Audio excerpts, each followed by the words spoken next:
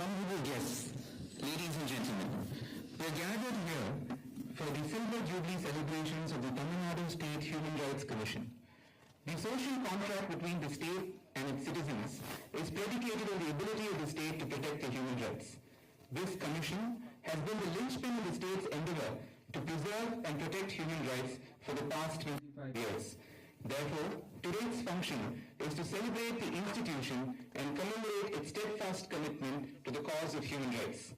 The commission is headed by Honorable Thiru Justice S. Bhaskaran, the chairperson of the State Human Rights Commission, Tamilnadu. Justice S. Bhaskaran is a former judge of the Madras High Court. As a judge of the illustrious Chartered High Court, his judicial pronouncements showcased his commitment to the cause of human rights. I now have the pleasure of inviting Honorable Thiru Justice S. Bhaskaran to deliver the welcome address.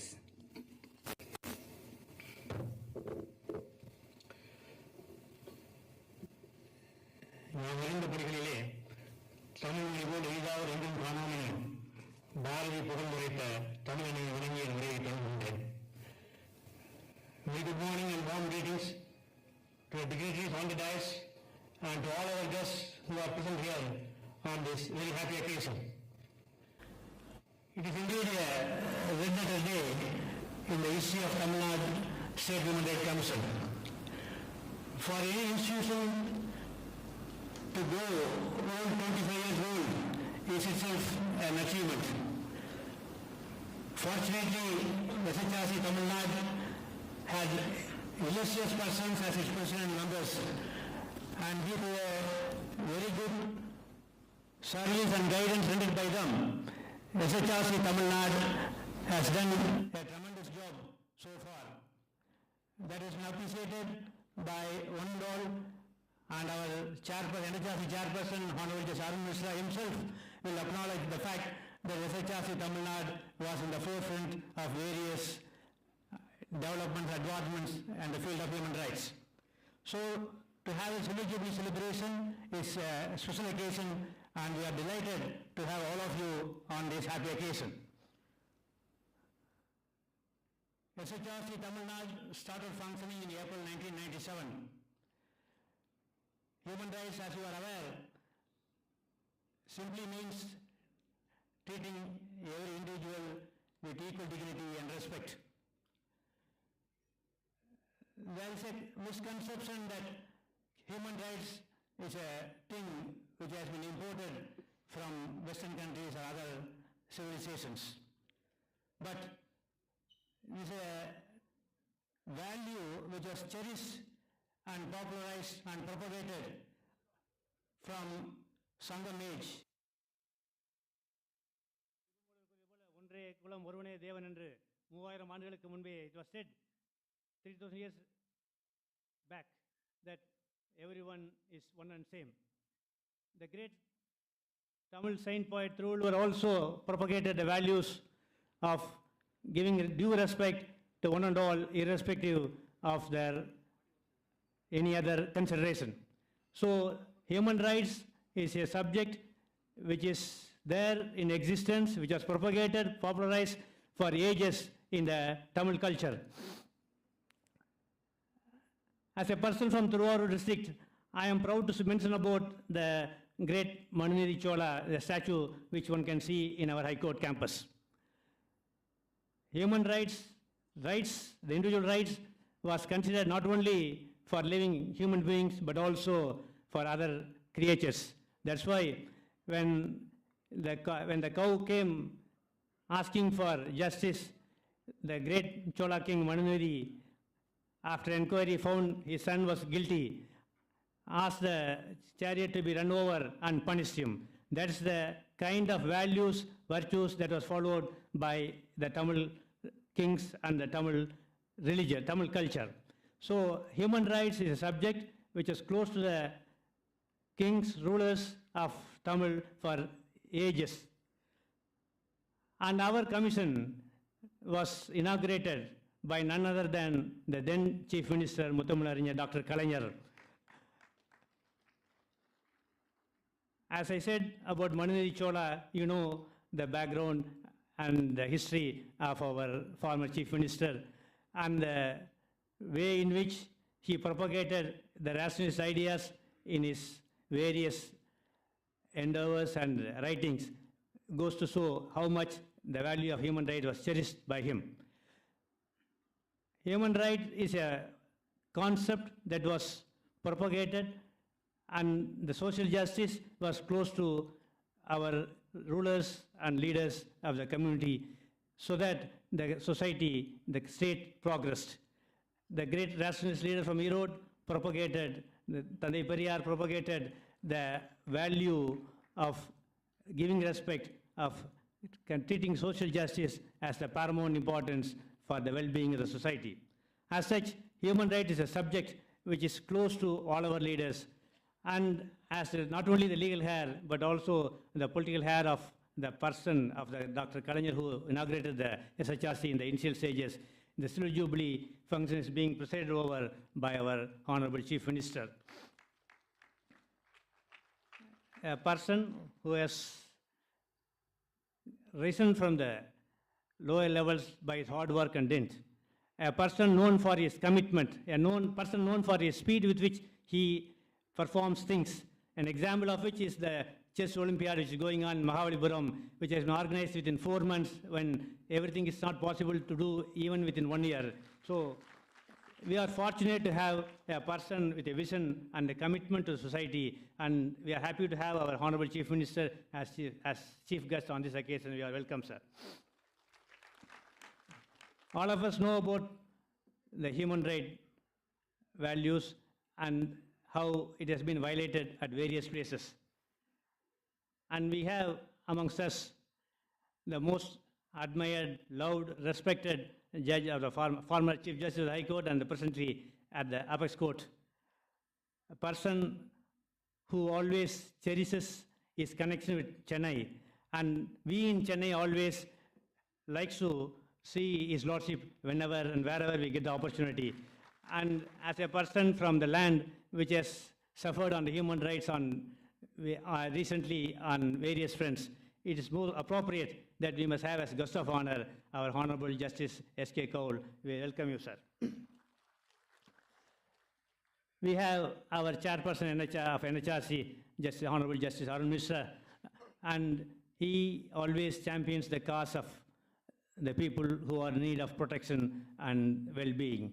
And I am pleased to welcome Honorable Justice Arun Mishra on this occasion.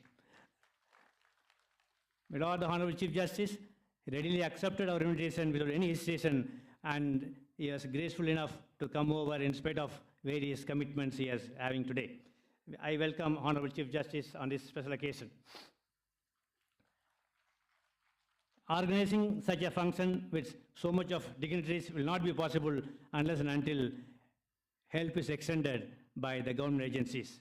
We are fortunate to have both the affection and also the இறையும் அருளும் சேர்ந்த இறை அன்பு இங்கே இருப்பதால் எங்களுடைய நிகழ்வு மிக சிறப்பாக இங்கே நடைபெறுகிறது.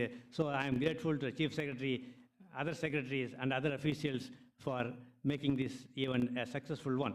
So I welcome Honorable Chief Secretary and other secretaries, DGP and all other officials of the Government of Tamil Nadu on this occasion. On our invitation, I am fortunate to have my brother and sister judges of the High Court, past and present, and also Advocate General, other office bearers of the various bar associations, Bar Council of Tamil Nadu, and other dignitaries. I welcome one and all. Of course, we have got a special guest in the students who took part in various competitions conducted by SHRC over the period of time. And I welcome all the award winners who are going to be honored, who are going to receive the award from the hands of Honorable Chief Minister, and also the district collectors and superintendent of police who are going to receive the award from Honorable Chief Minister. I welcome the media, I welcome the other invitees who are all present here. Welcome on behalf of the SHRC and also on my own behalf. I extend a very warm welcome on this occasion. Thank you.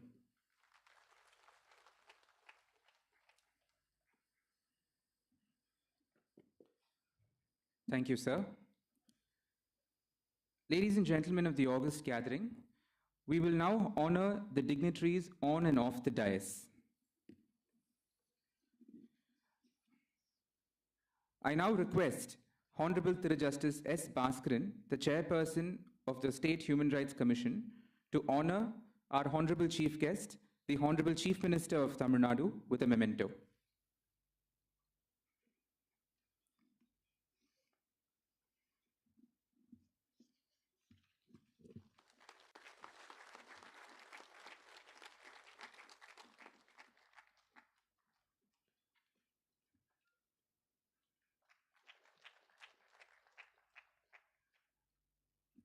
I also request the Honorable Chairperson to honor our guest of honor, Honorable Thiru Justice Sanjay Kishan Kaul, Honorable Judge, Supreme Court of India, with a memento.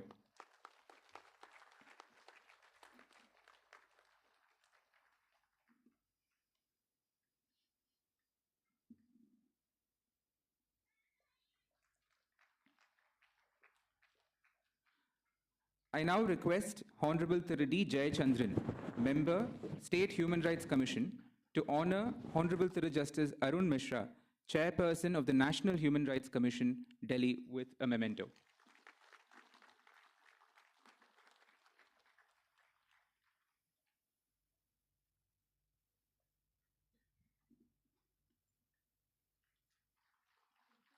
Thank you, sir. I also request Thiru D. Jayachandran, Honorable Member, to honor the Honorable Chief Justice of the Madras High Court, Honorable Justice Munishwar Nath Bhandari, with a memento.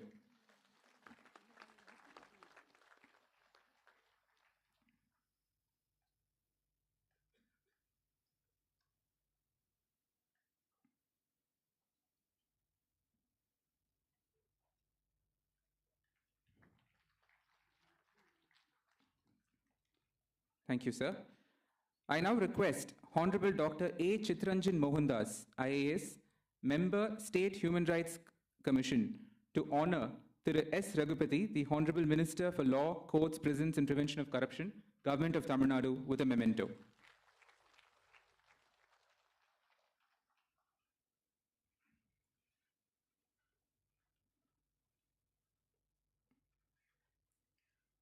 I also request the Honorable Member, Thiru A. Chitranjan, to honor our Chief Secretary, Thiru V. Irai Anbu, IAS, with a memento.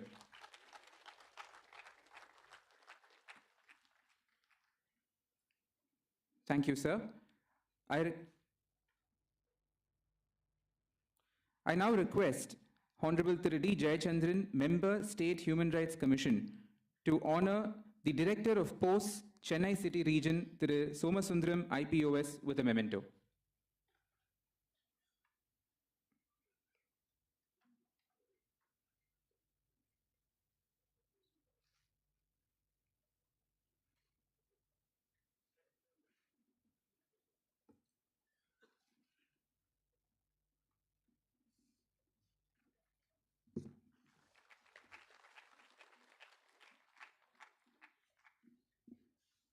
Thank you, sir.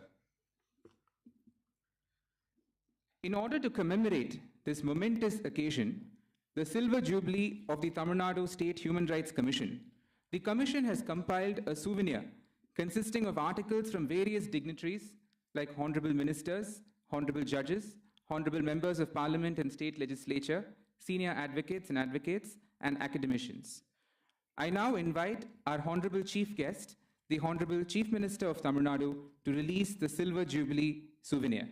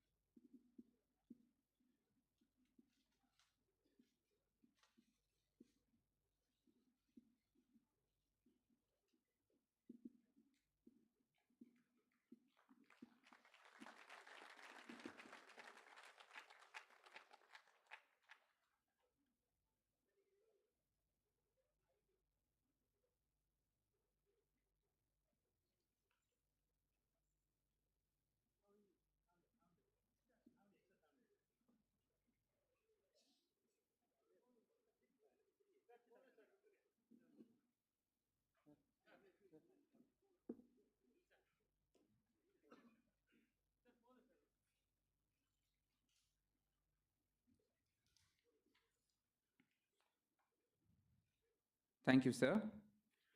I now request our guest of honor, Honorable Thiru Justice Sanjay Kishan Kaul, Judge, Supreme Court of India, to unfurl the Silver Jubilee inscription.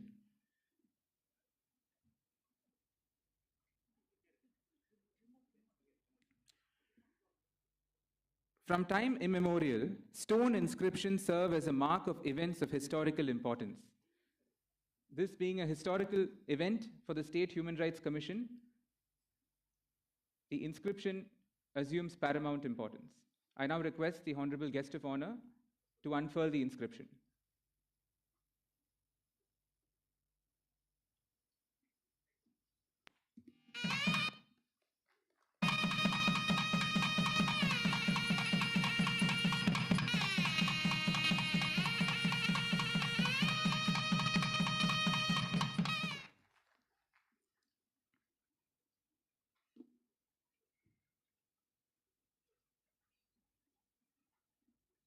I now request Honorable Thiru Justice Arun Mishra, the Chairperson of the National Human Rights Commission, to release the Silver Jubilee Journal, an updated version of the Human Rights Act textbook. The journal has been edited by Honorable Justice Ibrahim Khalifullah, a former judge of the Honorable Supreme Court of India.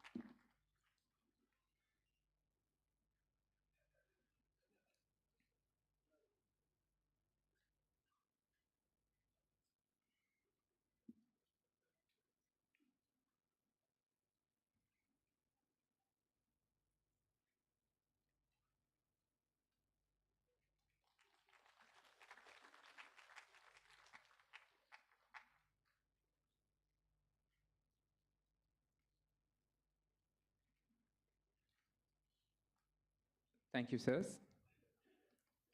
The Department of Post has released a special postal cover to commemorate this monumentous occasion.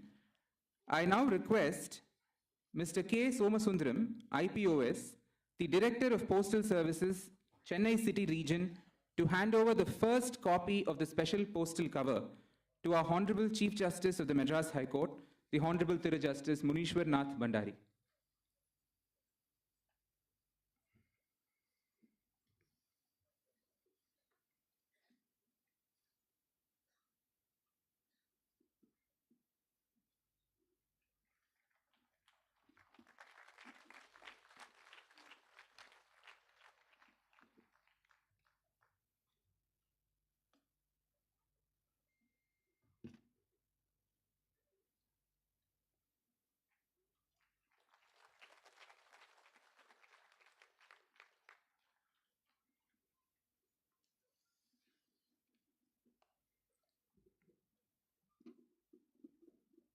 Thank you, sir.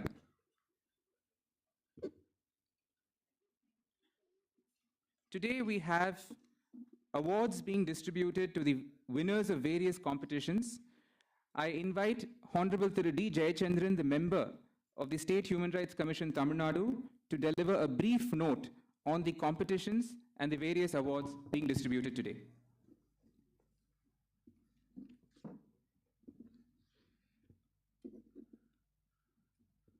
Tamil Nadu மாநில மனித உரிமை ஆணையத்தின் வெள்ளி விழா நிகழ்ச்சிக்கு சிறப்பு விருந்தினராக வந்திருக்கின்ற மாண்புமிகு தமிழ்நாடு முதலமைச்சர் அவர்களே,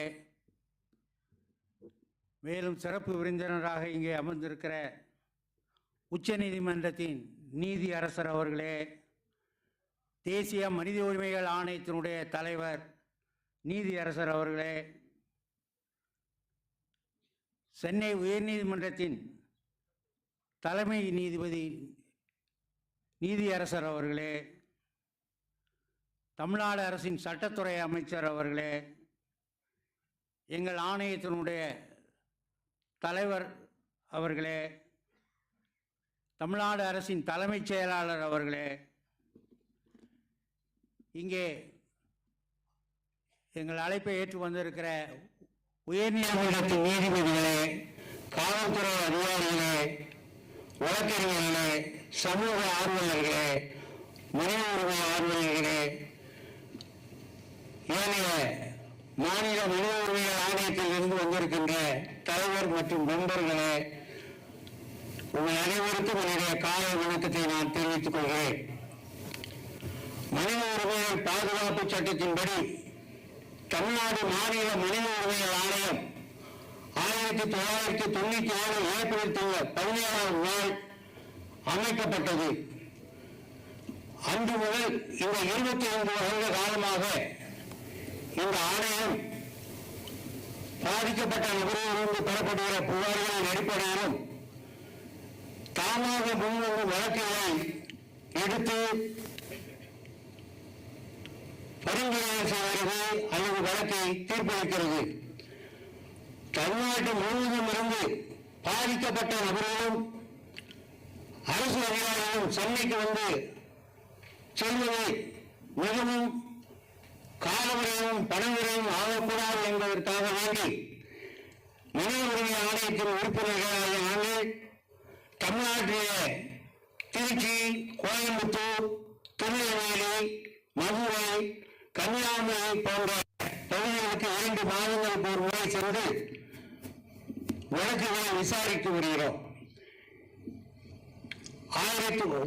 ஆணையம் அமைக்கப்பட்ட பொழுது சுமார் 1000 வழக்குகள் தான் ஒரு வருடத்திற்கு வந்தன.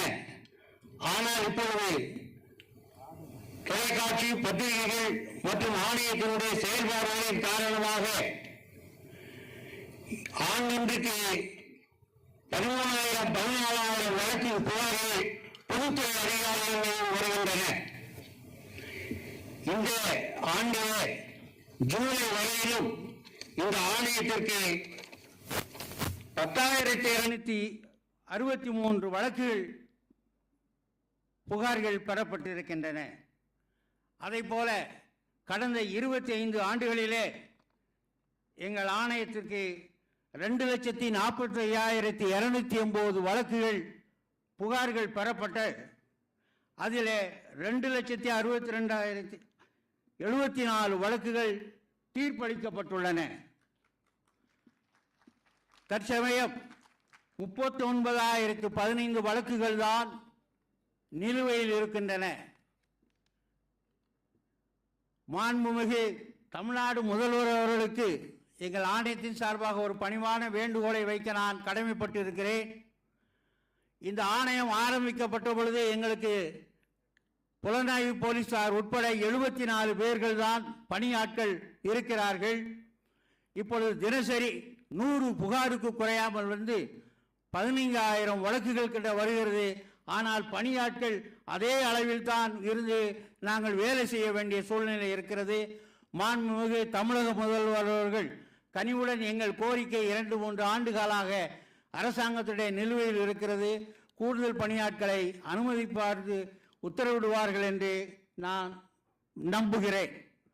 மேலும் இந்த வெள்ளி விழாவின் காரணமாக நாங்கள் பல்வேறு வகையிலே போட்டிகளை ஆணையத்தின் சார்பாக நடத்தினோம்.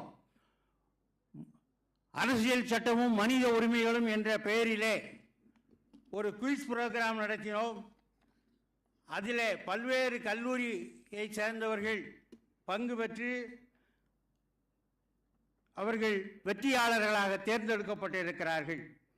அதைப்போல சுற்றுச்சூழல் சீரழிவும் மனித உரிமைகளும் நடைமுறை மற்றும் தாக்கம் என்ற தலைப்பிலும் கணினி யுகத்தில் தனியுரிமைக்கான பரிவும் சவால்களும் என்ற தலைப்பிலே ஆங்கிலத்திலும் தமிழிலும் நாங்கள் பேச்சு போட்டி நடத்தி தமிழ்நாட்டில் உள்ள அனைத்து பெரும்பாலான கல்லூரி மாணவ மாணவிகள் வந்து சிறப்பான முறையிலே தங்கள் உரையாற்றி அவர்கள் இன்றைய தினம் தமிழக முதல்வர்களுடைய பொற்கரத்தினாலே இன்றைக்கு பரிசு பெற இருக்கிறார்கள். ஆகவே எங்களுடைய ஆணையத்தின் செயல்பாடுகளுக்கு பெருளவிலே மக்கள் மத்தியிலே ஒரு விழிப்புணர்வை ஏற்படுத்துவதற்கு பத்திரிகைகளும் தொலைக்காட்சிகளும் சிறப்பாக செயல்பட்டன. ஆணையம் அரசு எங்களுடைய ஆணையத்தினுடைய பரிந்துரைகளை ஏற்று அவ்வப்போது உத்தரவிடுகிறது. இன்னும் நிலுவையில் இருக்கின்ற பரிந்துரைகளுக்கும் அரசு நிச்சயமாய் நடவடிக்கை எடுக்கும் என்று கூறி வாய்ப்புக்கு நன்றி கூறி விடைபெறுகிறேன். நன்றி, வணக்கம்.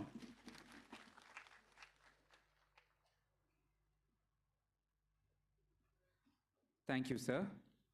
We now proceed to the distribution of the awards. First, we have the awards for the best performing collectors in Tamilnadu. I call upon Ms. B. Gayatri Krishnan, IAS, Collector Thiruvarur, to receive the award from our Honorable Chief Minister.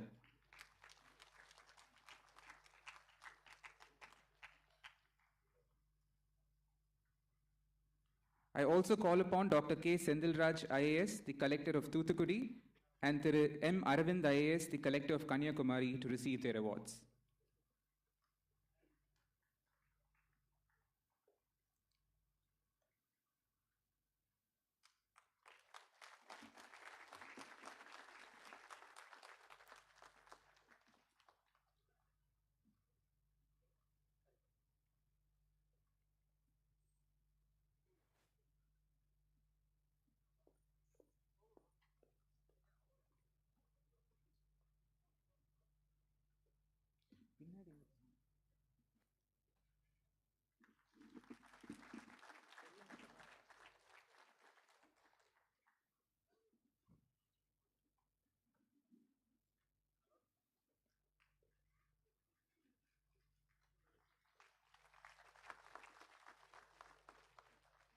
Thank you, sirs. The award for the Best Performing Commissioner of Police has been awarded to T. Sendil Kumar, IPS, the Commissioner of Police, Madurai. I now request T. Sendil Kumar to come on stage.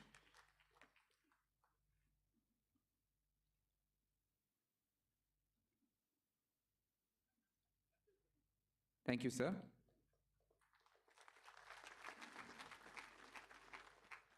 The awards for the Best Performing Superintendent of Police has been awarded to Thiru V. Badri Narayanan, IPS, the SP of Coimbatore, and Thiru Saroj Kumar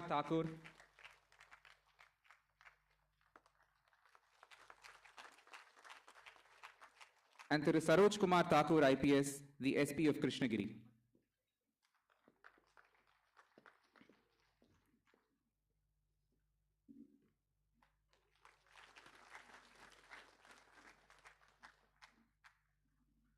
Thank you, sir. We now have the winners in the Tamil essay competition organized by the State Human Rights Commission. The first place has been awarded to K. Sumitra, second-year student of Government Law College, Coimbatore. The second place to J. Harish, student of Loyola College, Chennai. And the third place to B. Venkatesan, second-year student at the Madras Christian College, Tiruchi. I request the winners to collect their awards from the Honorable Chief Minister.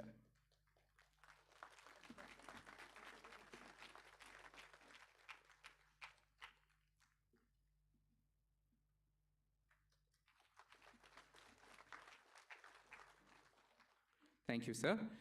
We now have the distribution of prizes for the winners in the English essay competition conducted by the Human Rights Commission. The first place has been awarded to M. Trisha, first-year student in Agurchand Manmul Jain College, Chennai. The second place to S. Subhashini, student of the same Agurchand Manmol College in Chennai. Third place to G. Pavitra, a fifth-year law student at the Government Law College, Tirunelveli. And the fourth place to M. Srivarshini, a first-year student of public administration at Agurchand Manmol Jain College, Chennai.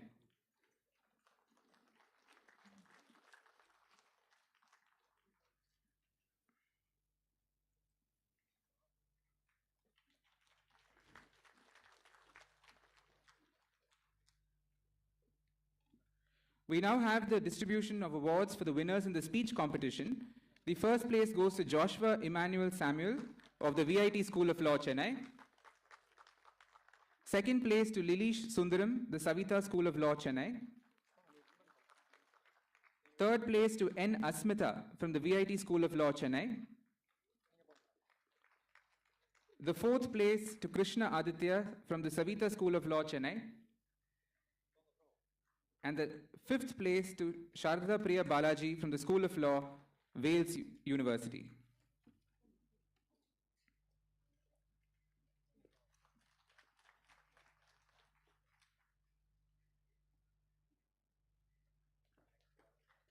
Thank you, sir. We now have the distribution of prizes in the quiz competition. The first place to Aryan Atreya from the Shastra Deemed University.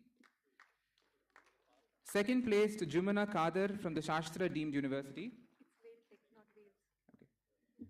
The third place from I. Sharadambal from the University of Madras. The fourth place to N. Ramachandran from the University of Madras. Fifth place to Bati Lingbo from the School of Law, Wales Technology. And the sixth place from Shobita Uday Kumar from School of Law, Wales Tech.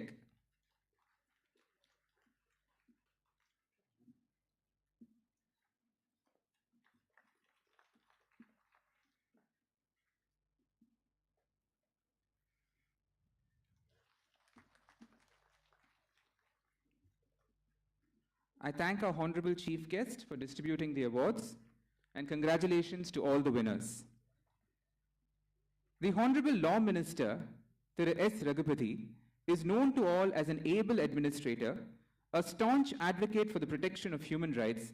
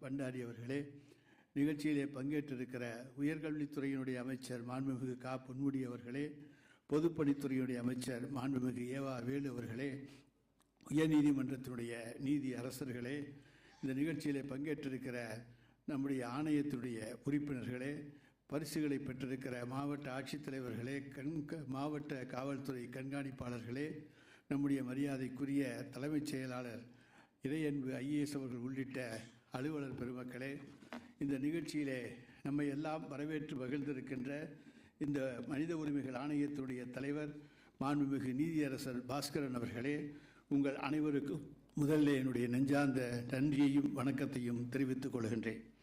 மனிதன் மனிதனாக பிறந்த காரணத்தால் அவனுக்கு கிடைத்த மற்றும் கிடைக்க வேண்டிய அடிப்படையான விட்டு கொடுக்க முடியாத, மறுக்கவும் முடியாத உரிமைகளையே மனித உரிமைகள் என்று குறிப்பிடுகின்றோம். எனவே மனித உரிமை அவரவர் பிறப்புரிமை, அதனை மதித்து நடப்பது அனைவரின் முதல் கடமை. அவை யாராலும் தனிப்பட்ட முறையிலே உருவாக்கப்பட்டதல்ல, யாராலும் பிரிக்க முடியாத, பறிக்க முடியாத, பிளக்க முடியாத உரிமைகளாக அவை விளங்கி கண்ணியமான மனித வாழ்க்கைக்கு அடிப்படையாக திகழ்கின்றன. அனைவரும் சமம், equality before law and equal protection of laws என்பதுதான் இன்றைக்கு மனித உரிமை ஆணையத்தினுடைய முதல் தத்துவமாகும். இதைத்தான் நம்முடைய திருவள்ளுவர் அவர்கள் பிறப்புக்கும் எல்லா உயிர்க்கும் என்ற அடிப்படையில் இருந்து மனித உரிமைகள் ஆணையத்தினுடைய அனைத்து செயல்பாடுகளையும் துவக்கி இருக்கிறார் என்பதை இங்கே மகிழ்வோடு நாங்கள் குறிப்பிட விரும்புகின்றோம். உரிமைகளை பாதுகாக்க வேண்டும் என்கின்ற நிலை வரும்போது நம்முடைய மாண்புமிகு தமிழக முதல்வர் அவர்கள், அவருடைய அரசு எப்போதுமே முன்னிலையில் நிற்கும் என்பது நாம் அனைவரும் அறிந்த ஒன்றாகும். ஆண் பெண் சம உரிமைகளை பற்றி மற்றவர்கள் பேசிக்கொண்டிருந்த போது பெண்களுக்கும் சொத்திலே சம உரிமை உண்டு என்று சட்டம் இயற்றி சமூக நீதியை காத்தது நம் கலைஞர் தலைமையிலான அரசாகும். Tamilnadu is the first state to give share for women in joint family and compulsory property as early as in 1989 itself, even before the union government to bring any law in this regard. August 15 விடுதலை நாள், இதை யாரும் மறக்க முடியாது. ஆனால் அந்த விடுதலை நாளிலே ஒவ்வொரு மாநில முதலமைச்சரும் கொடியேற்றலாம் என்கின்ற அந்த உரிமையை ஒன்றிய அரசிடமிருந்து போராடி வாதாடி பெற்றுத்தந்து இந்திய ஒன்றியத்தில் இருக்கின்ற மாநில முதல்வர்களுடைய உரிமையை காத்தவர் நம்முடைய மாண்புமிகு தமிழ்நாடு முன்னாள் முதலமைச்சர் தலைவர் கலைஞர் அவர்கள் ஆவார்கள்.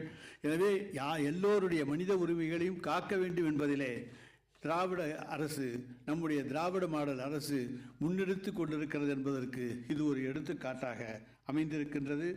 அந்த வழியிலே வந்த நம்முடைய மாண்புமிகு தமிழக முதலமைச்சர் அவர்கள், அவருடைய தலைமையிலான இந்த அரசு சட்டம், சட்டக்கல்வி, வழக்கறிஞர்கள் நலன், நீதி பரிபாலனம் ஆகிய அனைத்திலும் மிகவும் அக்கறை கொண்டுள்ளது. தமிழக மக்கள் மனித உரிமைகளை முழுமையாக பெற்று சுதந்திரமாக வாழ வேண்டும் என்ற சீரிய நோக்கத்தோடு தமிழக அரசு செம்மையாக செயல்பட்டு வருகிறது. மனித உரிமைகள் ஏதாவது பாதிக்கப்படும் சூழ்நிலை இருந்தால் மாண்புமிகு தமிழக முதலமைச்சர் தான் முதல் ஆளாக அங்கே ஓடோடி வந்து அதை காப்பாற்றி பாதுகாப்புகின்ற பாதுகாவலராக விளங்குகிறார் என்பது இங்கே குறிப்பிடத்தக்க ஒன்று. குறிப்பாக சொல்ல வேண்டும் என்று சொன்னால், இலங்கையிலே இருந்து இந்தியாவிற்கு வந்து அகதிகளாக இருந்தவர்களை இலங்கை அகதிகள் என்று அழைத்த நிலையை மாற்றி தாயகம் திரும்பியோர் என்று அவர்களுக்கு சொல்லி அவர்களையும் அரவணைத்து தன் சகோதரர்களாக பாவித்து அவர்களுக்கும் அந்தஸ்தை தந்திருக்கின்ற ஒரு மாபெரும் மனிதர் தான் இங்கே அமர்ந்திருக்கின்ற நம்முடைய மாண்புமிகு தமிழ்நாடு முதலமைச்சர் அவர்கள் ஆவார்கள். எனவேதான் முறை செய்து காப்பாற்றும் மன்னவன் மக்கட்கு இறையென்று வைக்கப்படும் என்ற வள்ளுவர் வாக்கு கிணங்க ஒரு சிறந்த முதல்வராக நம்முடைய மாண்புமிகு தமிழ்நாடு முதலமைச்சர் அவர்கள் செயல்பட்டு வருகிறார்கள். ஐக்கிய நாடுகள் சபையிலே மனித உரிமைகள் என்று பிரகடனம் செய்யப்பட்டவை நம் அரசியல் சட்டத்தில் குறிப்பிடப்பட்டுள்ள அடிப்படை உரிமைகள் மட்டுமல்லாமல் அதை தாண்டி நீளுகின்றன. ஆனால் கட்டுப்பாடுடன் கூடிய சுதந்திரமே நன்மை பயக்கும். Freedom is not free. பேச எழுத உரிமை உண்டு, எதையும் பேசலாம் எதையும் எழுதலாம் என்பதல்ல நன்று என்று இங்கே நான் குறிப்பிட விரும்புகின்றேன். The main object of the human rights is that every human being should have equal rights to get everything without any disparities or discrimination on the basis of race, caste, religion, color, sex, language, politics, birth, property, status, natural or social origin. எனவே அனைவரும் அனைத்தையும் பெற வேண்டும் என்பதே மனித உரிமை என்பதன் முக்கிய நோக்கமாகும். இது மதசார்பற்ற நாடு. இங்கு காக்கப்படும் அவரவர் பண்பாடு. யாதும் ஊரே யாவரும் கேளீர் என்றுரைத்து என்னுடைய உரையை முடித்துக் கொள்கிறேன். நன்றி, வணக்கம்.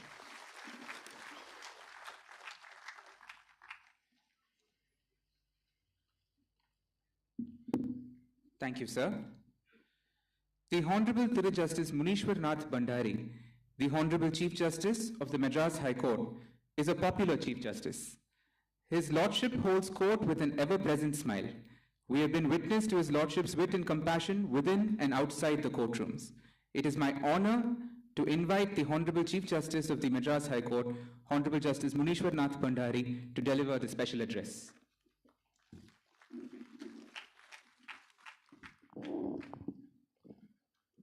Vanakkam and good morning to one and all present here. Honorable Chief Minister of Tamilnadu, Mr. M.K. Stalin, Honorable Justice Sanjay Kishan Kaul, Judge Supreme Court, Honorable Justice Arun Mishra, Chairperson, National Human Rights Commission, and fortunately, even my chief in Rajasthan. So that's a great occasion for me. Mr. S. Raghupati, Minister of Law, Government of Tamil Nadu, Mr. Justice S. Bhaskaran, Chairperson, Tamil Nadu State Right Commission, Chairperson of Human Rights Commission across the country, Dr. V. Radya Anbu, Chief Secretary of the Government of Tamil Nadu, Mr. D. Jayachandran, and Dr. A. Chittaranjan Mondos, members of Tamil Nadu State Human Rights Commission, member of Human Rights Commission across the country present here, District Collector of the states, D. Vijay Karthikeyan, Secretary of State Human Rights Commission, Superintendent Police, students representing various colleges, members of media, and today the winners and all those who are honored today, other degrees of the dais, including Justice Kafiullah, present here, ladies and gentlemen. I am delighted to be part of Silver Jubilee celebration of Tamil Nadu State Human Rights Commission. At the outset, I congratulate the State Human Rights Commission on its Silver Jubilee and appreciate the role of Commission set in inception 1997.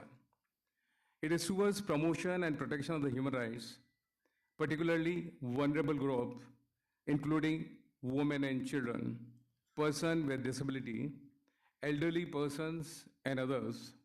I commend the effort of the Commission in spreading human rights literacy and awareness among the various sections of the society through publication, media, seminars, and other available means.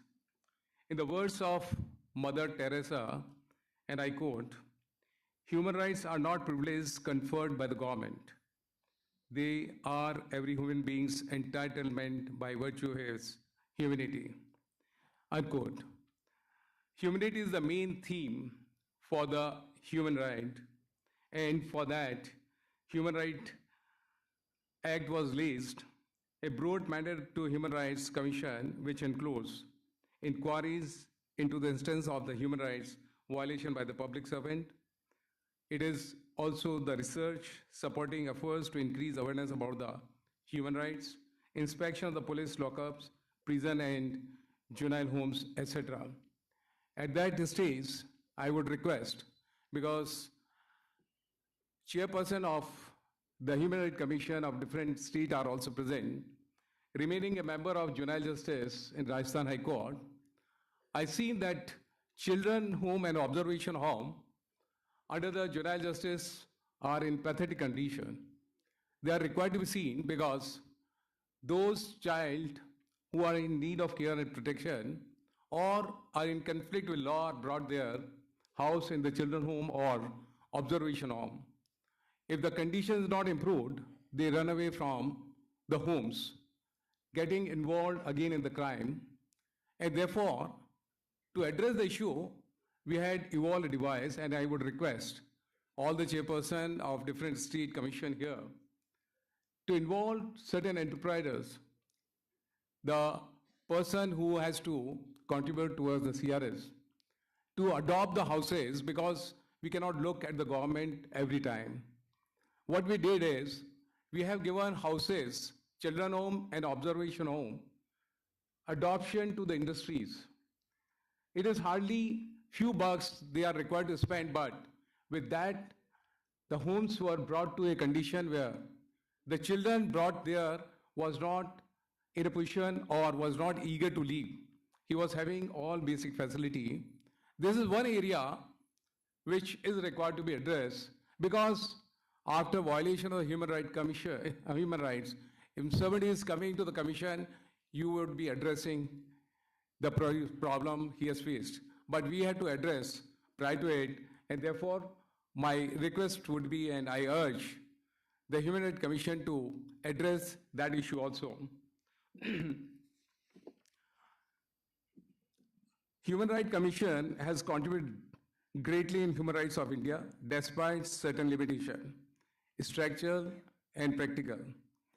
The Human Rights Commission has played a potential role to protect the rights. Whether the Commission could contribute more to the expectation of the needy people is slightly debatable issue. The Human Rights Commission, in my view, have to be given teeth and power to their effective manifest. The main limitation that Commission report are recommendatory in nature, rather mandatory for compliance, and without adequate power to enforce the decision. The lack of authority often results in oversight, rejection of the recommendation, or partial compliance, or delayed compliance. This is one gray area which is required to be addressed by the government. Despite a huge infra, a platform given to protect the human rights, the people come to the high courts under the PIL to seek protection, whether it is a custodial death or any other human right infringement. This can be avoided when we strengthen the institution with adequate power. I'm told that matter is pending, but it needs to be expedited, and I would urge all those who are present here to advocate empowerment of human rights commissions with whatever powers they require to give effective mechanisms to implement their recommendation. Otherwise, the platform given to everyone who is suffering from human rights would look at the courts instead of the human rights. Courts, definitely they can come, but it remains expensive and at times time consuming also. The easy platform is available with Human Rights Commission, and to make effective, again I would urge that it should be taken up on priority so that we make this institution to be very, very effective. Otherwise, recently the court has taken count and Justice Call addressing one of the issues regarding the grant of bail in the case of Jubilee's case had taken care of those who are kept in behind the bars indefinitely or are not extended the benefit. This is not per se a violation of human rights, but if we go and see the condition of the prison, again, we need to address that issue also. The condition may be good. And recently I was a member attached to NALSA and SALSA, visited certain prison. The condition was again pathetic. That is required to address because we need to restore the humanity. The person who is suffering should have adequate facility, but invariably it is lacking. Therefore, that is one area which is also required to be addressed. And at the end, let me conclude by reiterating that we remain steadfast for our commitment to take all possible steps to ensure fullest enjoyment of the basic human rights of our people, including an inclusive, suitable development. India is building a better and fairly society at home. It is also contributing to be better and fairly world. I, at the end, again extend my sincere thanks and gratitude to the State Human Rights Commission to provide me this opportunity to address the audience, august audience. Thank you very much. Jai Hind, Jai Bharat.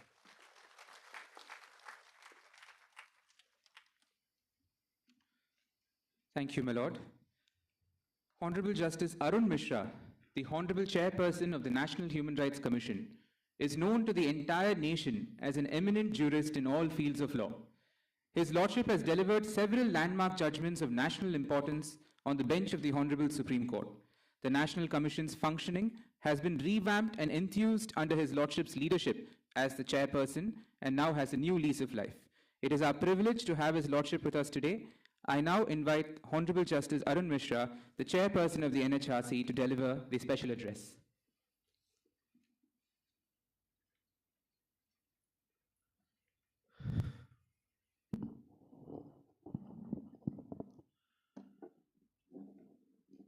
Thiru M.K. Stalin, Honorable Chief Minister, Tamilnadu, Srimati and Honorable Justice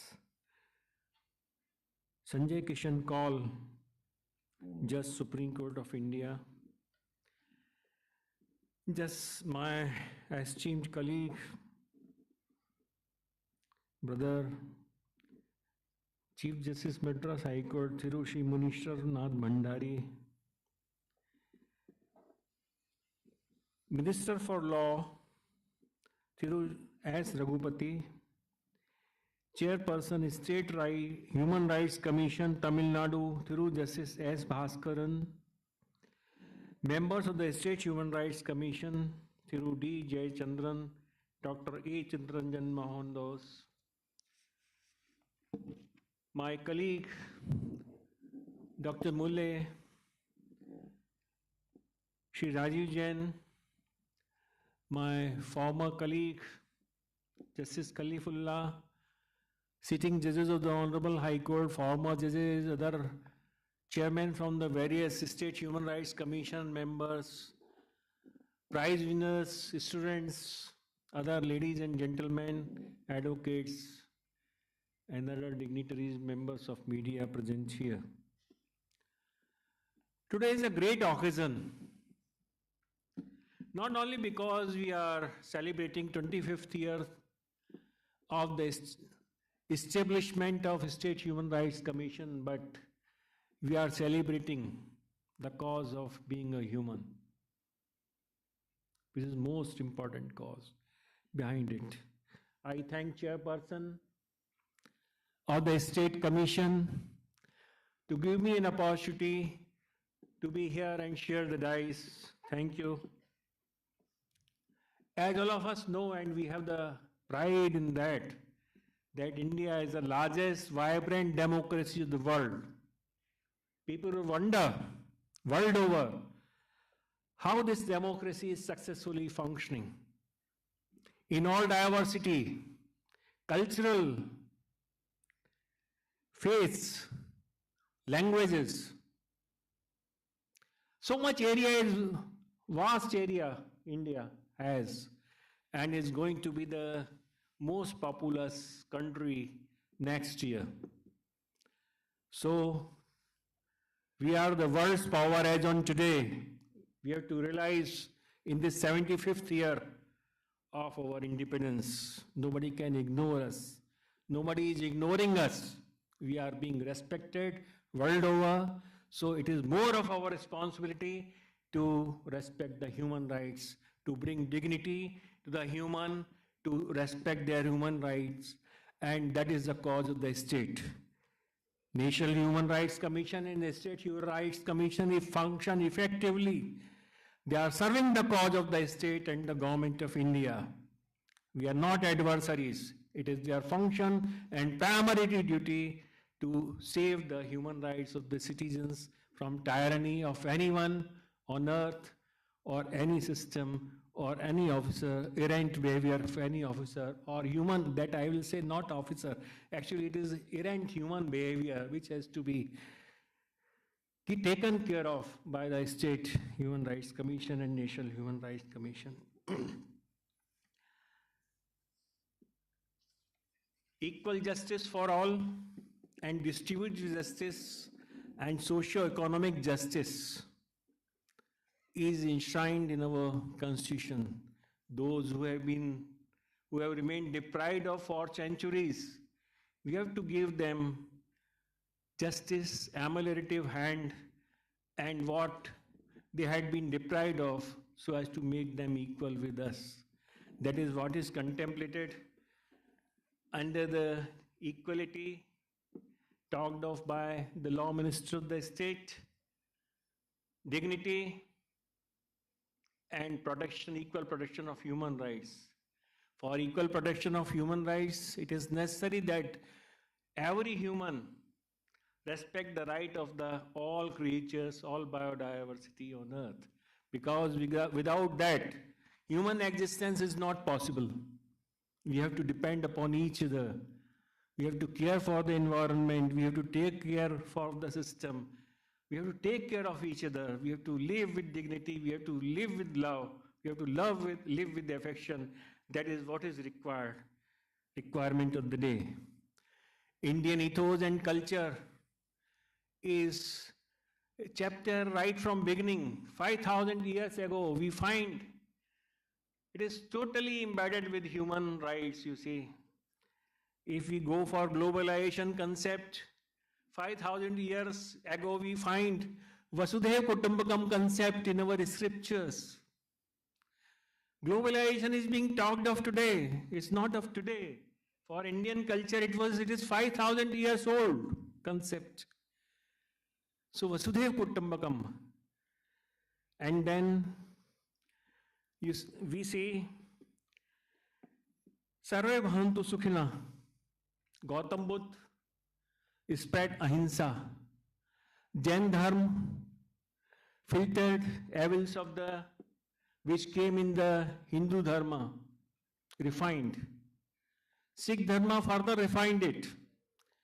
We are the assimilation. We have the power of, Hindu culture has the power of assimilation of all religions, all cultures, all languages. That is the power of India. That is the spirit of India. That is the culture of India. So, when we go to Mahabharata age, we find civil liberties in a political system have to be protected by the king or the ruler. Two, Mahabharata is a glaring, salutary example of the human rights. During the day, battle will be fought. In the evening, they will visit each other's camps, enemies' camps, look after the injured, wounded persons and take care of them, talk for compromise, talk for the solutions. That is the culture of POWs, injured soldiers, which was there earlier and during time of Mahabharata. And then we see in Ramayana epic, Ram restrained Lakshmana from using weapon of mass destruction, is stating that these weapons should used ordinarily, very sparingly, when only there is no other way out. He stopped Lakshman from destructing the masses by using destructive weapons. That is the culmination of India's policy of no first use of atomic energy. We'll not use the atomic energy first. We'll use it as only in self-defense. So our culture, our entire system is embedded with human rights.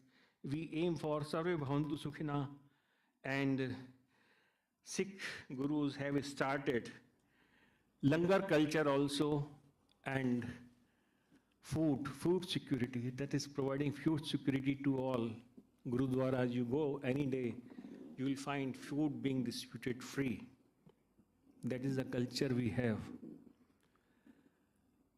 It was rightly said that humans are born with human rights. Everybody is born with the human rights. So it is our duty to ensure that every human realizes their full potential and is not deprived of any opportunity unreasonable in the pursuit of his choice. Now there is a concept of sustainable development. Sustainable development earlier used to be measured only in terms of the GDP. Now it is progressive and inclusive.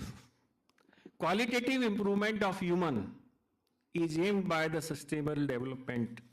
And sustainable development has to take care not only of the today, but the development should be one that we should not extract the resources to such an extent so that they may fall short for the future generation as well. We have to ensure this planet Earth. We have to ensure that material resources of the natural resources remains intact for them. Business and human rights is another concern of the day. With advent of globalization and multinational companies, now we see superior bargaining power again taking place. In this is a duty of the state, and corporate responsibility has been fixed under the Corporate Social Responsibility in the Companies Act. Kempa Fund established by the Supreme Court for afforestation purposes, but its use has to be still seen. When I was in Supreme Court dealing with this matter, I saw that fund is still not being used by the state government for the purpose of afforestation. It has to be used. It is a responsibility to a business establishment to see that human rights are not violated and there is no degradation on environment take place, since the state has taken off its hand from most of the sectors and labor's rights are protected. Now, government has come up not only with the statutory changes, but GEM portal is there, which provides that certain percentage of procurement should be done from the SC, ST and women-led entrepreneurs. That is a kind of ameliorative hand which is required to be extended to the deprived section of the society to make them equal. COVID-19 has taught us various lessons. Even today, we are going with the patents of the vaccine. Now, this has to be pondered by the courts and various human rights institutions world over, whether intellectual property rights should prevail over the patents of the vaccines and life-saving drugs when poor cannot afford them. They are not, patents should be protected, whether such patent of life-saving drugs, vaccine should be protected or they should be available to the one and sundry throughout the world, not only in India. Though India has contributed on its part, but the question mark still remains. World is facing various challenges as on today of environmental degradation, climatic change, warming. No state is capable of meeting all these single-handedly. All stakeholders, all its machinery has to work together. I am very happy that certain officers have been awarded the prizes today. You are doing their job very well. Others are doing their job very well, but that is not enough. Once we are human, the best creature of the God, let us take a vote together on this day when we are celebrating the 25th year of the State Commission establishment. Then let us take a vote that will serve the humanity more effectively, and the schemes will not remain on the paper, law will not remain on the paper. It will be implemented as any law which remains on the paper, non-implementation, injurious to the democracy and the rights of the people, and is an unconstitutional act. We have to take a lead from the Ratlam municipality case in this matter. We have to wipe off tear from each and every eye. In such circumstances, when we are put State Human Rights Commission role and National Human Rights Commission role assumes significance. In particular, State Human Rights Commission are more effective. They have to take up public issues, local issues of environment, health, hygiene. There are hot spots in every city. You have to take care of that. We have to take care of that.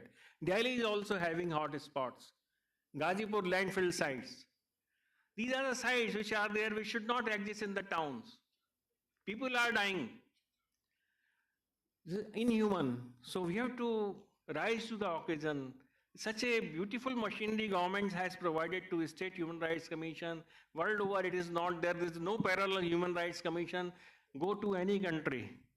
Not so much work is being done by in any country. So I expect more intelligence from the State Human Rights Commission, and now in order to remind the responsibility to the civic bodies who are failing to discharge their duties, as was found in Ratlam municipality case also, even basic minimum safety gears are not provided to the septic tank workers. Now we have issued the notices to those authorities why you should not be criminally prosecuted. They have to ultimately be responsible to the needs of the human, responsible to the statutory discharge of their duty. And to provide safety gears is not only constitutional, but it is integrally connected to the right to life. Similar is their other duties. Now, since we have learned a lot from COVID pandemic, I'll say in the last, we have gone online, but at the same time, digital divide has to be taken care of. That has come to the fore. People we could not reach due to digital divide.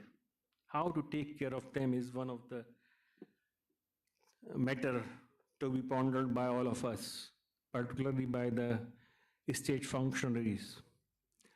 Recovery process from the shock of pandemic is an opportunity to set the stage at global level for more inclusive, equitable, and friendly world anchored in human rights.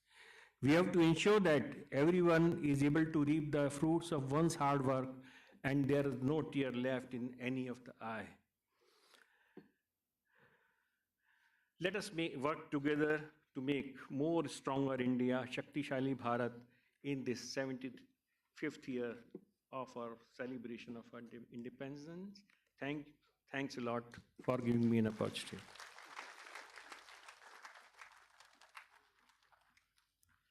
Thank you, my lord, for those truly illuminative words.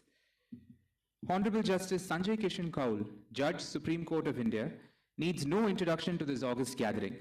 Still affectionately addressed as Chief by members of the Madras Bar, His Lordship was the Chief Justice of the Madras High Court for 2.5 glorious years before elevation to the Apex Court. We are all beneficiaries of His Lordship's administrative reforms of the High Court. His Lordship's landmark judgments have left an indelible mark on the state.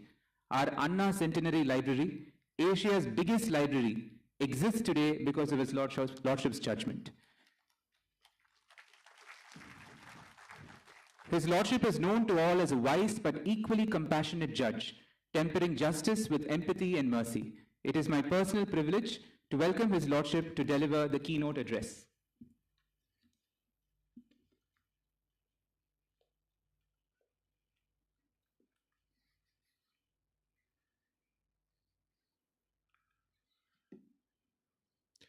Esteemed Chief Guest this evening, Thiru M.K. Stalinji, Justice Arun Mishra, my senior from the Supreme Court and now Chairman of the Human Rights Commission, Chief Justice Munishwar Nath Bhandari, Thiru S. Ragapati, the Honorable Law Minister,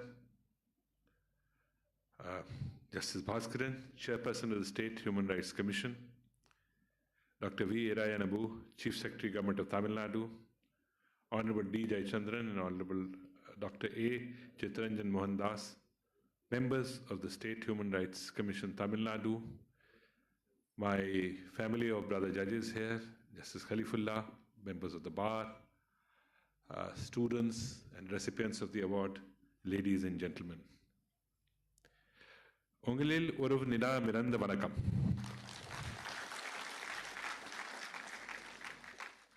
I am honored to be present here on the occasion of the Silver Jubilee celebration of the State Human Rights Commission, Tamil Nadu. For the last 25 years, the Commission has been a vanguard of advancing the cause of human rights in the state. I would like to extend my heartiest congratulations to everyone who has been associated with the Commission and express my deepest gratitude towards their tireless dedication and efforts. The age of 25 is an important milestone in one's life. Having crossed one's formative years, one tends to gain a greater sense of their place in the world. There is slowly a clearer understanding of one's purpose. There are also a number of additional responsibilities as well. It is not very different for a body such as the Commission. as we commemorate the Commission's Silver Jubilee, it is important to note not only take stock of the progress made, which undoubtedly has been immense, but also to peer into the future, to self-reflect, and to recommit to our tryst with human rights. Whenever there are any doubts over one's sense of purpose, I find that there is no greater guide and mentor than the Venerable Thirukkural. The couplet that resonates most with me is Nayanudiyan Nalakuranata Nadal Sayamanir Satyata Amaya Kalavaru. The poverty of benevolent man is nothing but his inability to exercise his benevolence. The couplet reminds us that ethical behavior, altruism, justice, and the advancement of human dignity have been of immense importance in the development of human societies. The 19th and 20th centuries saw a paradigm shift in our conception of human dignity. The abolition of untouchability, the widespread provision of education, and extension of political rights to the vulnerable groups. Our constitution in this sense was truly radical and far-sighted endeavor towards the attainment of social justice and equality. The constitution as a grundnorm of all law enumerates fundamental rights under Part 3 of the Constitution. Fundamental rights can be derived from the doctrine of natural rights, denoting that certain rights are intrinsic and indispensable for humankind. Life as one chooses to live does not mean the mere animal existence of a man. Human rights can only be attainable when individuals get to live their life with human dignity and have access to all the basic necessities of life, such as education and health care. I have been a personal witness to it for almost 2.5 years, getting an opportunity to come to a different part of the country, to understand the society of this place, to see the social norms. And in some ways, it was an awakening for me, having been segregated in Delhi for a long period of time. You realize the social development and challenges which occur in different states, and how this country, which is more diverse than the whole of Europe combined together, remains as one nation, but with the ability to lead its own agenda in the region. I saw the empowerment through education of women. I saw how people who are working for me, the next generation, is reaching a different level. And one of the happiest thought process which I had was to see that boys or girls, the parents would equally endeavor to empower them through education. So education has been a great empowerment, and I truly believe that in respect of rights of women, education is the first thing which can empower women by itself, followed by an equal opportunity of share in the family properties. These two combined together are what will empower women. It takes time, but everything takes time. The women who gets education today will come of her own in a decade or 2 decades. But the fact that in judiciary we are seeing so much of presence of women itself is, I think, an indication of it. Today, 1/3 of the judicial officers who are recruited are women, not by any reservation process, but by their own educational qualifications.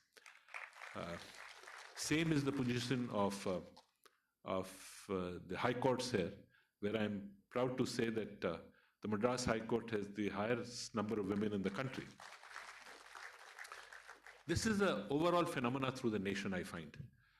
When I was Chief Justice Punjab, Haryana, again, 1/3 of the judicial officers recruited were women. In the last recruitment I did in Delhi, there were 73% women who came into the judicial service, far outreaching the men.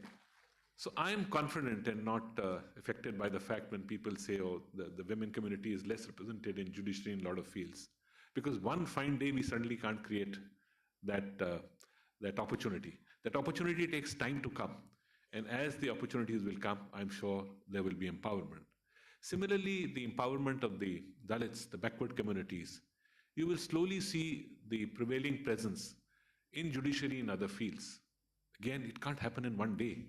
Some states began earlier, like Tamilnadu. Some states have begun later. But it's a question of some time and patience to see the effect of what is being done. In the same spirit of what I'm saying, the Supreme Court in Navtesh Johar Union of India had observed that about our Constitution. The Indian Constitution is a great social document, almost revolutionary in its aim of transforming a medieval hierarchical society into a modern egalitarian democracy, and its provisions can be comprehended only by a spacious social science approach, not by a pedantic traditional legalism. The whole idea of having a constitution is to guide the nation towards a resplendent future, unquote. The Protection of Human Rights Act of 1993 must be situated in the confluence of this broad movement towards advancement of human rights. The Act envisaged the constitution of National Human Rights Commission and various state human rights commission for better protection of human rights. It borrowed from the various international instruments to which India is a party, the Universal Declaration of Human Rights, the Covenants on Social and Political Rights, and the Covenant on Economic and Social and Cultural Rights. The Commission here is thus not only invested with an ethical mandate, but is imbued with a broader constitutional purpose. I am a firm believer that the idea of human rights cannot be guaranteed by the three branches of state alone. The SHRC is a body that stands between the individual and the state and is empowered to act in a manner that sometimes the judiciary cannot. It is in a unique position to work with the civil society and to take suo motu cognizance of human rights violations. It is also staffed with those experienced in human rights discourse who can share their knowledge and experience with others. Our Constitution teaches us that human rights are not mere enumerations on paper, but they can only be realized through a consistent practice. They must be put into motion and creatively reimagined by all of us. So, when the Supreme Court dealt with the right of privacy, it's not something which was penned down in the Constitution. It is something which arose from the various aspects of our Constitution. And the highest court, by a majority judgment of 9 judges, recognized that being a part of our fundamental rights in some way. And that is again a right which will evolve as things go by. As different situations arise, the courts will impose it. It's not possible to put a full agenda in the beginning to it. What should our outlook on human rights be based on? I suggest that we need to look beyond our immediate surroundings.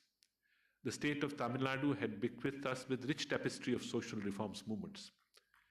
In our practice of human rights today, we are fortunate to stand on the shoulders of giants such as Vallalur and Periyar, who taught us the service to others is the greatest act of love. I must express my gratitude to the Commission for consistently pushing the frontiers of right-based discourse. I'm happy to note that through the years, the Commission has carefully monitored human rights violations and has ceaselessly worked to bring them to the attention of the authorities. These have included instances of illegal detentions, inaction by the police, and custodial torture. The Commission has also been instrumental in running training programs on human rights and related issues. I strongly believe that in a country like ours, such programs are necessary to build a sensitivity towards the rights, freedoms, and responsibilities enumerated in our Constitution. Awareness of rights among the less socially and economic privileged thus forms the essence, because unless rights are known, enforcement or seeking that enforcement itself will be a question mark. In this regard, I appreciate the SHRC's endeavor to be as accessible to the people as possible through the organization of camps and public hearings.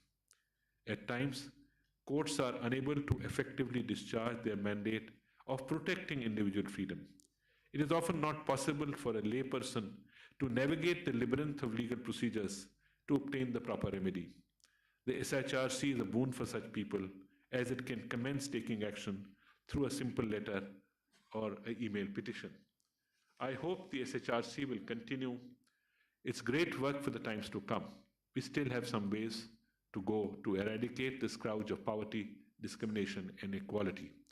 I do believe that even for the judiciary, understanding of the social and economic perspective, of being in touch with the reality is very important.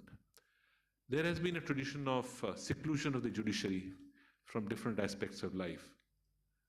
It is my experience in different courts and here that understanding of the society helps in tackling the problems of the same. Otherwise, we will find ourselves in glass houses administering justice. Therefore, on a personal note, my interaction with the wide spectrum of society in Tamilnadu, Chennai specifically, helped me in trying to do whatever I was able to do in understanding the social and economic scenario of the state, which may not be the same for some of the state, as a country is a very varied place to live in. I would like to conclude with a quote from the great political activist and writer Elie Wiesel, who remarked that, quote, "Wherever men and women are persecuted because of their race, religion, or political views, that place must, at that moment, become the center of the universe." The SHRC is our platform and our Karambhumi, where we must continue to prove our commitment to the idea of justice, liberty, equality, and fraternity. It's a work in progress. Thank you and Jai Hind.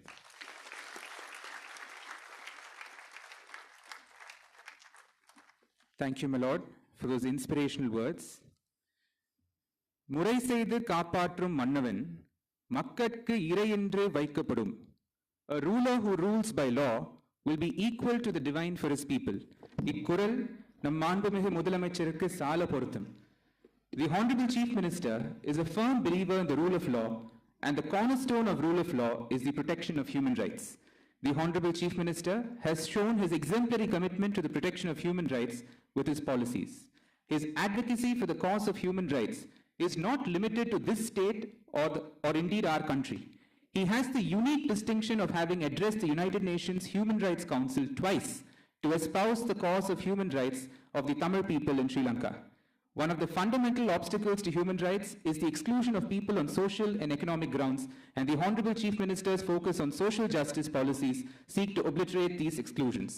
It is my personal honor and privilege to invite the Honorable Chief Guest for today's function, the Honorable Chief Minister of Tamilnadu, to deliver the presidential address.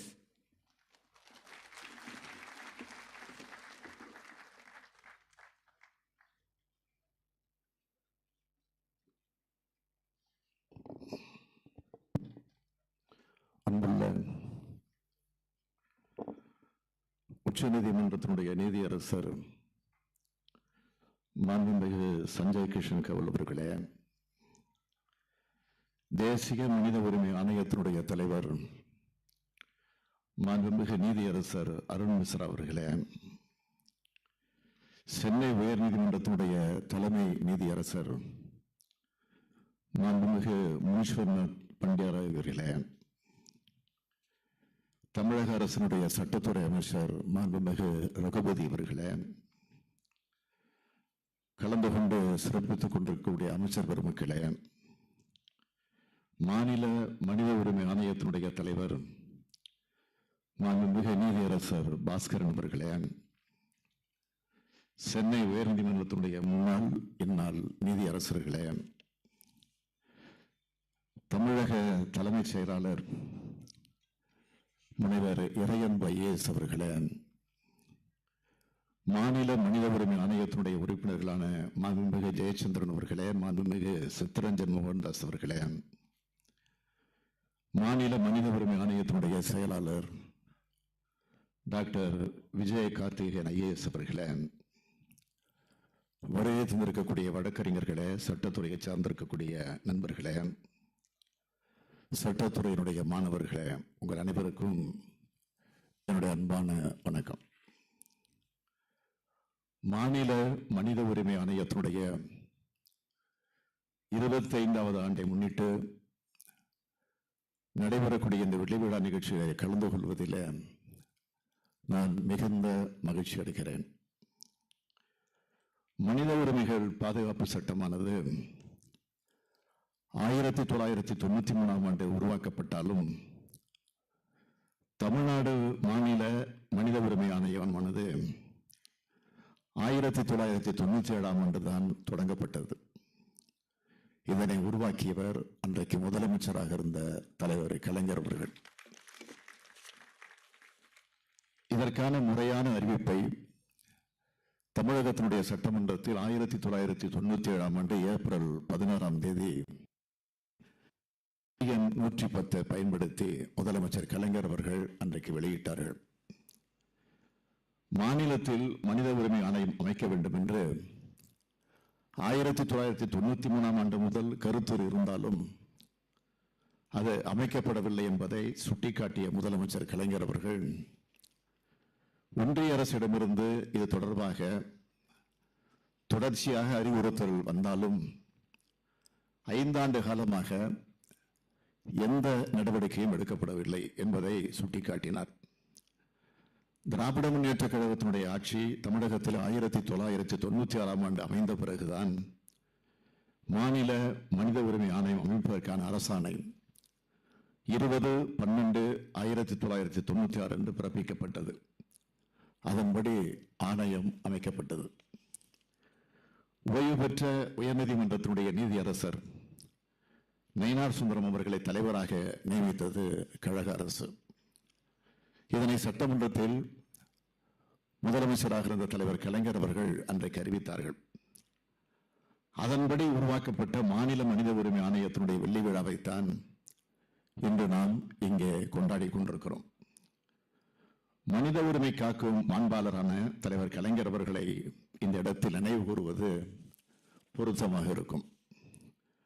மனித உரிமைகள் பாதுகாக்கப்பட வேண்டும், மனிதரின் மாண்புகள் போற்றி பாதுகாக்கப்பட வேண்டும் என்பதில் நாங்கள் எப்போதும் கண்ணும் கருத்துமாக இருப்பவர்கள். தந்தை பெரியார் அவர்கள் முதலில் தான் உருவாக்கிய அமைப்புக்கு சுயமரியாதை இயக்கம் என்றுதான் பெயர் சூட்டினார். சுயமரியாதை என்பது ஒவ்வொரு மனிதருக்கும் உயிரினும் மேலானது. மனித உரிமைக்கு அடித்தளமானதும் சுயமரியாதை தான். சுயமரியாதை, தன்மானம், மனிதநேயம், மனித உரிமைகள் ஆகிய அனைத்தும் ஒரு பொருளை தரக்கூடிய வேறு வேறு சொற்கள் தான். அதனால்தான் தனி மனிதரின் சுயமரியாதையாக இருந்தாலும், ஒரு இனத்தின் தன்மானமாக இருந்தாலும், மானுட கூட்டத்தின் உரிமைகளாக இருந்தாலும் அவை எந்த காலத்திலும் எந்த சூழ்நிலையிலும் பாதிக்கப்படக்கூடாது, பறிக்கப்பட்டு விடக்கூடாது என்பதில் நாங்கள் உறுதியாக இருக்கிறோம், கவனமாகவும் இருக்கிறோம். இவையெல்லாம் ஏதோ அரசியல் கட்சியின் கருத்துக்கள் மட்டுமல்ல, அரசியலமைப்பு சட்டம் சொல்வதும் இதனைத்தான். அரசியலமைப்பு சட்டத்தின் மிக மிக அடிப்படையான அம்சம் என்பது மனித உரிமைகள் தான். சமத்துவ உரிமை, பேச்சுரிமை, எழுத்துரிமை, எண்ணங்களை வெளியிடக்கூடிய உரிமை, ஒன்று கூடக்கூடிய உரிமை, பணிகள் செய்யும் உரிமை, மத சுதந்திரம், கல்வி உரிமை, சொத்துரிமை, பாதிக்கப்பட்டால் அதற்கான தீர்வு காணக்கூடிய உரிமை ஆகிய பல்வேறு உரிமைகளை அரசியலமைப்பு சட்டம் சொல்கிறது. அதனை காக்கும் பொறுப்பும் கடமையும் அனைத்து அரசுகளுக்கும் உள்ளது. அந்த கடமையிலிருந்து நாங்கள் ஒரு நாளும் தவற மாட்டோம் என்ற உறுதியை நான் இங்கே தருகிறேன். எனது தலைமையிலான நமது அரசு சட்டத்தின் அரசாக, நீதியின் அரசாக, சமூக நீதியின் அரசாக செயல்பட்டு வருவதை நீங்கள் எல்லாம் நன்றாக அறிவீர்கள். எனவேதான் நீதித்துறையின் கோரிக்கையை உடனுக்குடன் நிறைவேற்றி கொடுத்து வருகிறோம். தமிழ்நாடு வழக்கறிஞர்கள் சேமநல நிதியானது 7 லட்சம் ரூபாயிலிருந்து 10 லட்சம் ரூபாயாக உயர்த்தப்பட்டது. நீதித்துறையினுடைய உட்கட்டமைப்பு தேவைகளுக்காக பல்வேறு நீதிமன்றங்கள் அமைக்கும் வகையில் சென்னையில் 4.24 ஏக்கர் நிலத்தை நீதித்துறைக்கு அரசு வழங்கியுள்ளது. 9 மாடி கட்டடம் கட்ட 20 கோடி ரூபாய் நிதி ஒதுக்கீடு செய்யப்பட்டுள்ளது. இந்த வரிசையிலே பல்வேறு கோரிக்கைகளை நிறைவேற்றித் தர நாங்கள் தயாராக இருக்கிறோம். நீதித்துறையினுடைய நீடித்த சிறப்பான செயலாக்கத்துக்கு ஒத்துழைப்பு நல்கக்கூடிய வகையில் இந்த அரசு பல்வேறு நடவடிக்கைகளை தொடர்ந்து எடுத்து வருகிறது. மாநில மனித உரிமை ஆணையத்தின் இந்த வெள்ளி விழா ஆண்டை முன்னிட்டு சில அறிவிப்புகளை நான் வெளியிட விரும்புகிறேன். ஆணையத்தில் உள்ள காலி பணியிடங்கள் விரைவில் நிரப்பப்படும். பணியாளர்களுடைய எண்ணிக்கை அதிகரிக்கப்படும். இங்கு பேசிய உறுப்பினர் சொன்ன அந்த கோரிக்கையின்படி ஆணையத்தின் விசாரணை குழுவில் காவல்துறையினுடைய எண்ணிக்கை போதுமானதாக இல்லை என சொன்னார். இது குறித்தும் விரைவில் ஆய்வு செய்து முடிவு செய்யப்படும். அதேபோல் மனித உரிமைக்காக தொடர்ந்து குரல் கொடுப்பவர்கள், விளிம்பு நிலை மக்களின் உரிமைக்காக போராடி வருபவர்களையும் இதில் எப்படி பயன்படுத்திக் கொள்வது என்பது குறித்து ஆராயப்படும். மாநில மனித உரிமை ஆணையத்தின் இணையதளம் தமிழில் உருவாக்கப்படும். மனித உரிமை தகவல்கள் அனைத்தும் அனைத்து மக்களிடையே சென்றடைய தமிழ் மொழிபெயர்த்து வெளியிடப்படும். மனித உரிமை கொள்கை கோட்பாடுகள் குறித்தும் அதனை எந்த வகையில் பின்பற்ற வேண்டும் என்பது குறித்தும் அனைத்து தரப்பினருக்கும் அறிவுறுத்த பயிற்சி முகாம்கள் ஏற்பாடு செய்யப்படும். எந்த ஒரு தனிமனிதனின் உரிமையும் மீறப்படக்கூடாது. எத்தகைய சமூகமும் எதன் பொருட்டும் இழிவுபடுத்தக்கூடாது. இதற்கு காரணமான யாரும் சட்டத்தின் பார்வையிலிருந்து தப்பிவிடக்கூடாது.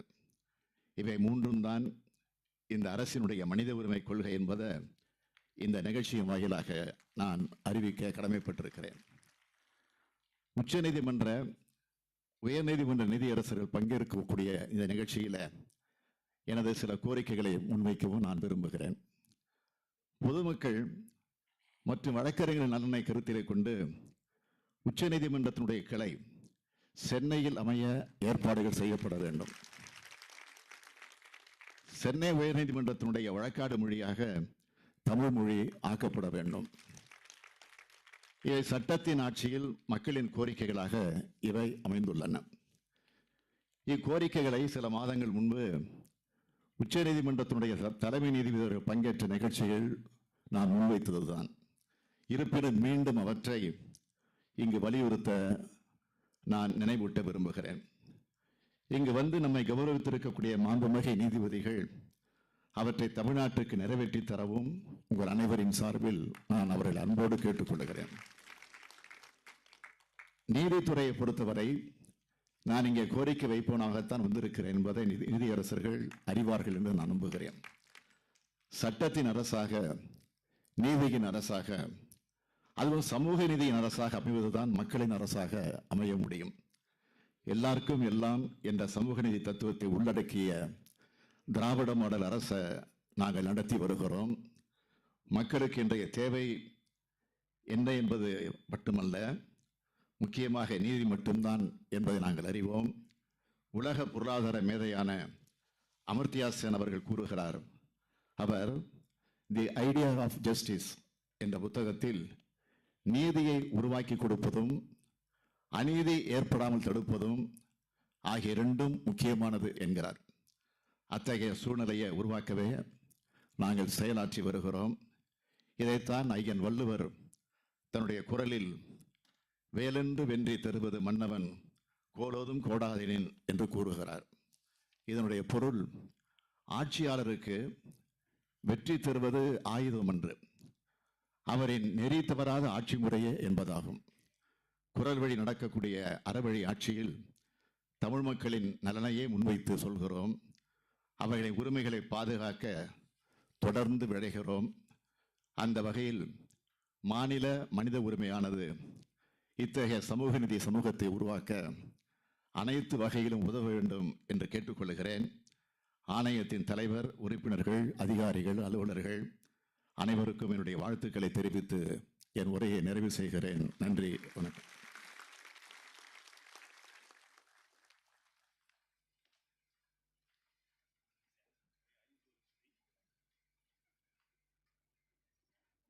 நன்றி ஐயா.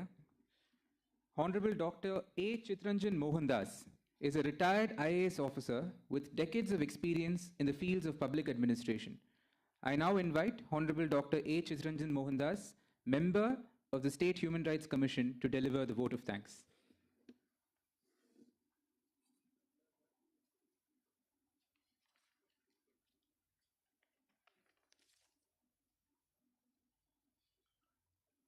I consider it a great privilege to propose the vote of thanks to all the esteemed dignitaries who have made it convenient to attend the Silver Jubilee celebrations of the State Human Rights Commission's Tamilnadu. I thank the Honorable Chief Minister of Tamilnadu, மாண்புமிகு முதலமைச்சர் அவர்கள், for accepting our invitation and for making the time to be present here today.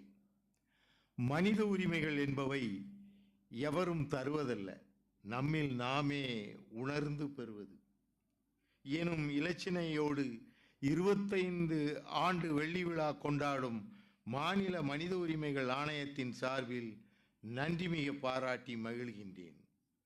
ஆட்சிப் பணிகள் 1000 இருந்தாலும், வெள்ளம் பெருக்கெடுத்து வெருட்டினாலும், நோய் தொற்று தொடர்ந்து வருத்தினாலும், தமிழக முதல்வராய் பொறுப்பேற்றுக் கொண்ட நாள் முதல் மாநில மனித உரிமைகளை காக்கும் கண்ணியத்தை கண்ணென காக்கின்ற மாண்புமிகு தமிழின முதல்வர் அவர்களுக்கு தலைவணக்கம் படைத்து போற்றுகின்றது மாநில மனித உரிமைகள் ஆணையம். ரஷ்ய புரட்சிக்கு வித்திட்டு மனித உரிமைகளை காத்து மறைந்த பெருந்தலைவர் ஸ்டாலின் பெயரை தனக்கு பெற்றுக்கொண்டு கண்ணியத்தை காக்கும் கடமை பூண்டு எல்லோருக்கும் எல்லாம் எனும் சமத்துவத்தையும் எவரும் எண்ணி பார்க்காத திட்ட உதவிகளை செய்து தரும் மாண்புமிகு முதல்வருக்கு செய்யாமல் செய்த உதவிக்கு வையகமும் வானகமும் ஆற்றல் அரிது என்ற குரலையே நன்றி காணிக்கையாக்கி மகிழ்கிறது மாநில மனித உரிமைகள் ஆணையம். We deem it an honor to have him deliver the presidential address and to release the souvenir and to give away the awards. I thank Honorable Thiru Justice Sanjay Kishan Kaul, Supreme Court of India, for gracing the occasion by his presence. We thank him for delivering the keynote address and for opening the Silver Jubilee inscription. It is our privilege to have us the chairperson of the National Human Rights Commission, Honorable Thiru Justice Arun Mishra, as we celebrate the Silver Jubilee of the State Human Rights Commission, Tamilnadu.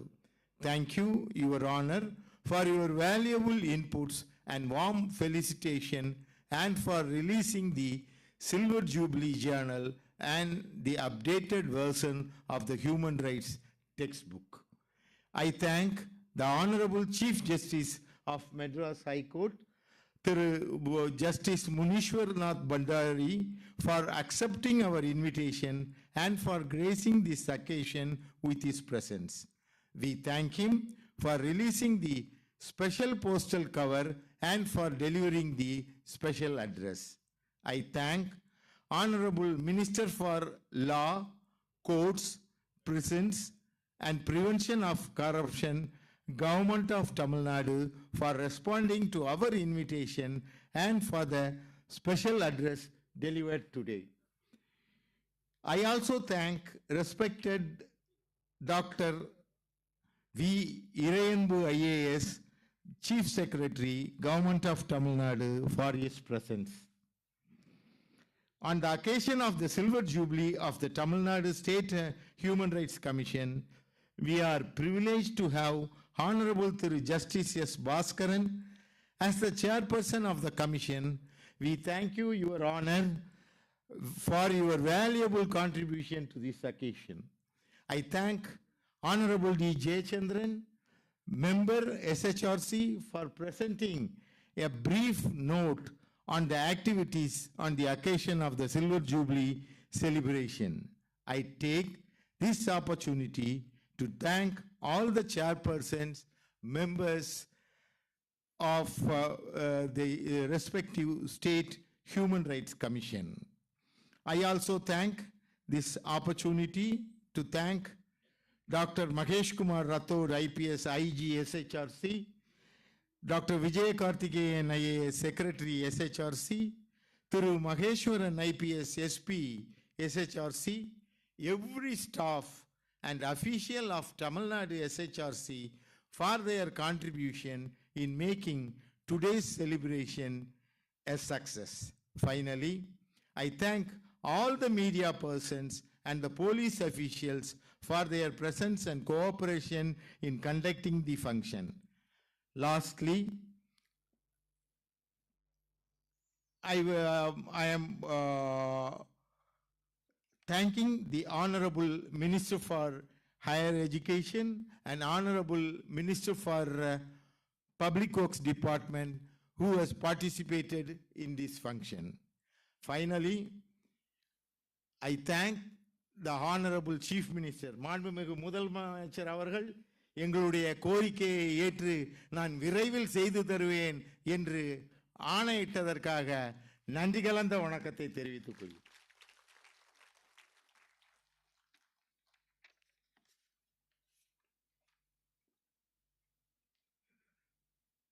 Thank you, sir. I request the August gathering to please rise for the national anthem.